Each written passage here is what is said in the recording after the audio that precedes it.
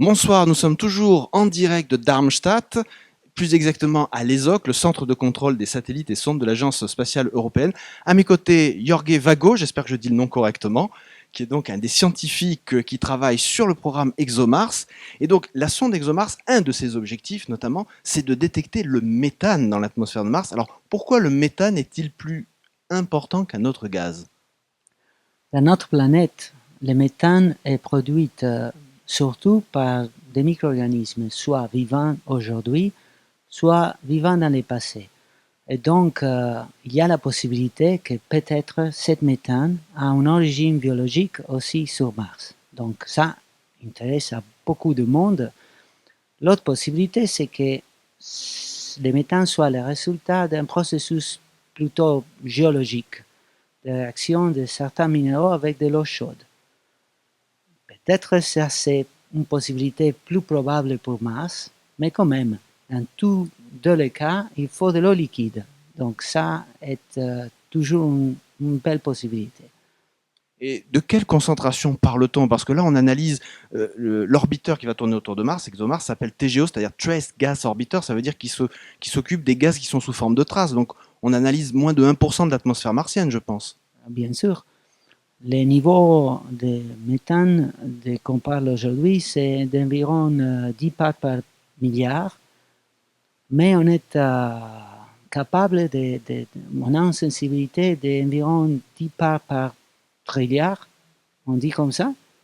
J'avoue que là, vous me posez une colle, hein. Mais 10 parts par milliard, pour donner une idée, ça veut dire que si on saisissait 1 milliard de molécules de l'atmosphère de Mars, le méthane n'en représenterait que 10, c'est ça?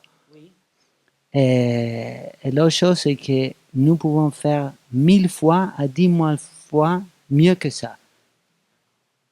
Et j'imagine que cette mesure très précise se fera lorsque la sonde sera sur son orbite scientifique dont on a parlé tout à l'heure avec Monsieur Kahn, c'est-à-dire que la sonde tournera à 400 km autour de Mars une fois qu'il y aura eu l'aérofreinage. Donc ça ne se fera pas avant 2017 finalement.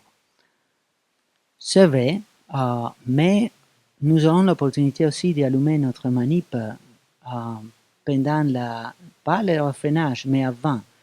Nous serons dans cette orbite intermédiaire pendant 3 mois. Donc, nous aurons la possibilité de faire au moins prendre des photos et allumer les spectromètres pour voir comment se passent les choses. Donc c'est pas abusé que de dire qu'ExoMars 2016 recherche la vie de la planète rouge, soit une vie géologique, soit une vie biologique. Oui, mais aujourd'hui. Tandis que la prochaine mission regarde l'enfance de Mars. La prochaine mission, c'est le rover ExoMars 2018 qui va forer jusqu'à 2 mètres de profondeur, ce qui n'a jamais été fait, il faut le souligner. Oui, la distance plus profonde qui a été poursuivie par les missions américaines était jusqu'à 10 cm.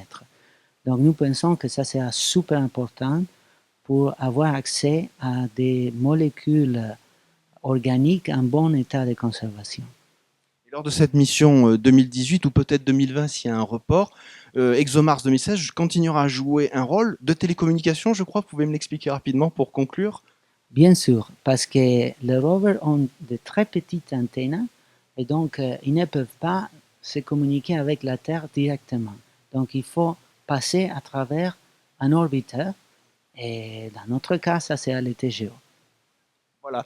Donc, un aperçu fascinant de la science qui sera faite sur Mars grâce à ExoMars 2016, puis ExoMars 2018. Et comme nous venons de le voir, le TGO qui vient de partir aura son rôle à jouer même dans les années à venir. Merci de nous avoir suivis.